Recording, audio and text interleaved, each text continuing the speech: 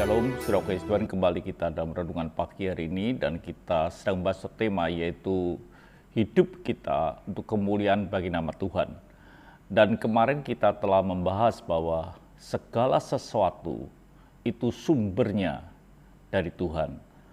Apa yang disebut segala sesuatu? Ya segala sesuatu yang ada hari ini termasuk hidup saudara dan segalanya itu sumbernya dari Tuhan. Kalau kita tahu seperti ini, maka semakin jelas tujuan daripada kehidupan kita. Kita lihat di dalam Roma 11 ayat yang ke-36. Dikatakan demikian, saudaraku yang kasih Tuhan. Di dalam Roma ayat yang ke-36.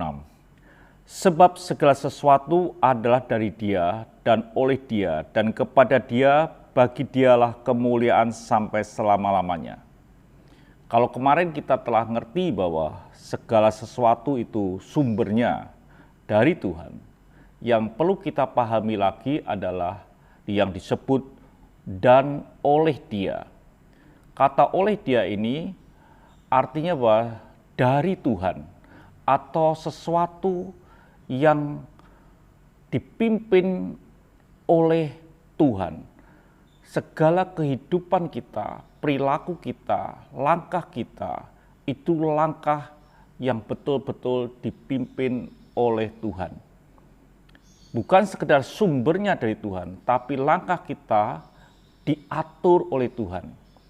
Kalau kita melihat kebenaran firman Tuhan, kita tahu bahwa setiap anak-anak Tuhan atau hamba-hamba Tuhan di Alkitab adalah kehidupan yang diatur oleh Tuhan. Tuhan berkata kepada Abraham, pergilah dari negerimu ke suatu negeri yang akan kutunjukkan kepadamu. Artinya bahwa Tuhan mengatur kehidupan daripada Abraham. Nah, pertanyaannya adalah, saudaraku yang kasih Tuhan, apakah dalam hidup ini kita ini sudah diatur oleh Tuhan? Apakah dalam langkah perilaku kita ada perilaku yang sesuai dengan kebenaran firman Tuhan? Ini yang harus terjadi dalam kehidupan saudara dan saya.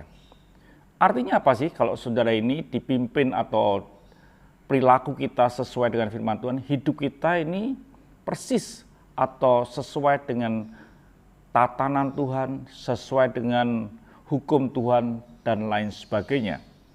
Atau boleh dikatakan bahwa hidup kita ini adalah hidup yang sedang dalam tawanan roh. Firman Tuhan dalam Kisah Rasul pasal ke-20 ayat yang ke-22 dikatakan, tetapi sekarang sebagai tawan roh aku pergi ke Yerusalem dan aku tidak tahu apa yang akan terjadi atas diriku di situ. Paulus berkata jelas bahwa di dalam tawanan roh dia dipimpin untuk ke Yerusalem walaupun dia tidak mengerti apa yang sedang terjadi atau apa yang akan terjadi dalam kehidupan ini. Hidup kita oleh Dia, artinya hidup yang dipimpin oleh Tuhan.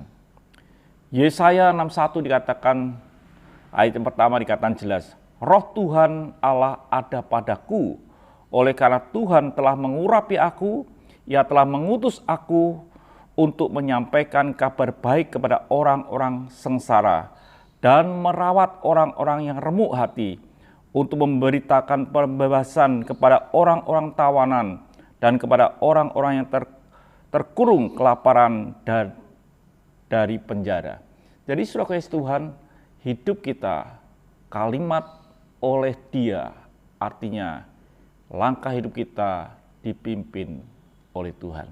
Biar hidup kita hidup yang dipimpin oleh Tuhan. Tuhan memberkati, mari kita berdoa. Terima kasih Bapa, biar hidup kami dipimpin oleh Tuhan, oleh Roh-Mu yang tinggal dalam hidup kami. Haleluya, amin.